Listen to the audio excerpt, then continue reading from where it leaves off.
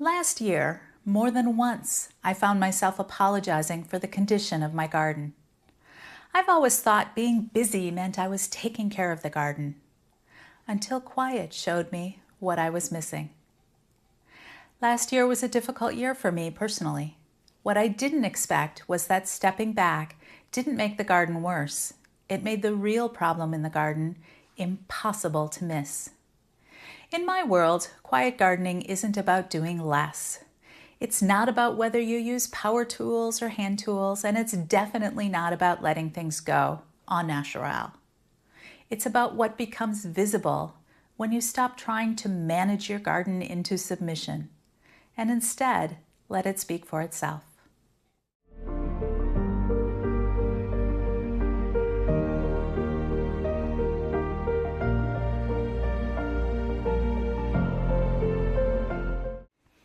Before we go any further, let me introduce myself.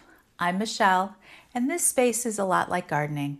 Some things take hold right away, others take time, and a few surprise us entirely. Hostas, gardens, friendships. If you're craving a quieter, more reflective way to think about gardening, you're always welcome here at Hosta Heaven. Subscribing makes it easier to return.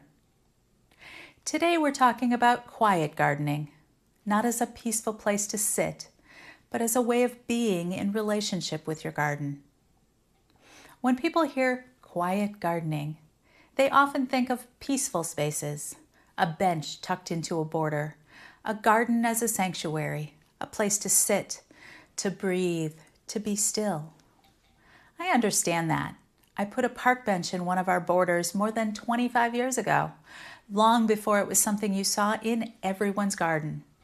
For many of us, our gardens are already quiet in that way. It's refuge, it's peace. That's not what I'm talking about here. A quiet garden is a place. Quiet gardening is a practice. One is about stillness, the other is about attention. Last year was a good year for us at Hosta Heaven. The nursery grew, customers came back again and again. New people discovered Hosta Heaven. That kind of growth is a gift, and we were grateful for it. It also meant that when the workday ended, the garden often didn't get our attention. Not because it didn't matter, but because energy is finite, and sometimes something has to give. Our garden is large, it's intentionally spacious, there's room for things to grow into themselves, and last year, that space showed. When customers visited, I noticed myself apologizing for the weeds, for the unfinished edges, for the blank spaces that were clearly missing something. It made me wonder who I thought I was apologizing to. Not the garden didn't mind. I think I was apologizing to an invisible standard, to the idea that a good gardener is always on top of things, that a garden should always look resolved, even though we all know it never really is. One day a customer stopped me mid-apology and said, "Don't apologize. Gardens are always a work in process. They should be." It wasn't confrontational. It wasn't said to correct me. I wasn't offended. It was just true. I appreciated that, and her comment stayed with me longer than I expected. Gardeners don't fall in love with perfection. We fall in love with nurturing, with discovery, with the quiet labor of care that never really ends. If a garden were finished, we wouldn't know what to do with ourselves, which made me realize something uncomfortable.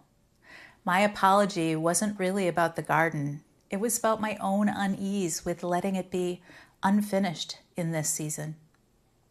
That same season, buckthorn began showing up more noticeably. If you catch it early, it's easy enough to pull. If you don't, it has other plans. We didn't get to it early. We were busy. By the time we noticed how much buckthorn had moved in, it wasn't subtle anymore. It demanded attention.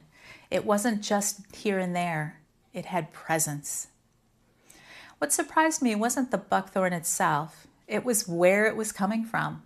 There's a buckthorn tree growing in the line of shrubs between our property and the neighbors, quietly reseeding the garden year after year. We'd been busy addressing symptoms, pulling buckthorn seedlings, clearing patches, staying productive.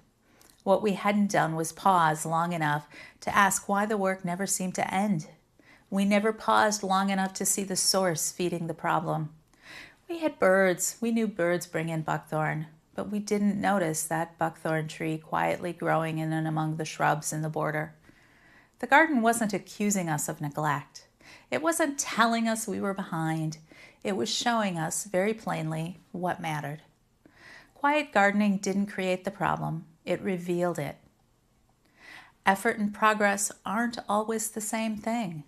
Sometimes the most loving thing you can do for a garden isn't more effort, it's more honesty. We could keep pulling buckthorn indefinitely and feel useful, or we could make one uncomfortable decision that changes the rhythm of the garden for years to come. Quiet gardening didn't ask us to do less. It asked us to look more honestly at where our energy was going. It asked us to do the right thing. There's a difference between a quiet garden and quiet gardening. A quiet garden can be a sanctuary, a bench in the shade, a place of peace. Quiet gardening is giving yourself the grace to sit with your garden as it is right now, to see it through new eyes, to learn from it instead of trying to bend it to your will. Noise makes you react. Quiet gives you perspective. I've always believed that in every relationship there's a flower and a gardener. You'll hear me say this over and over again. One does the tending, keeping life moving forward, providing care. The other, they don't just look pretty. They feed the soul, keeping the relationship alive. In the garden, you're the gardener, but you don't have to be the one who decides everything. Your garden is the flower. It feeds your soul, and it should have a voice too.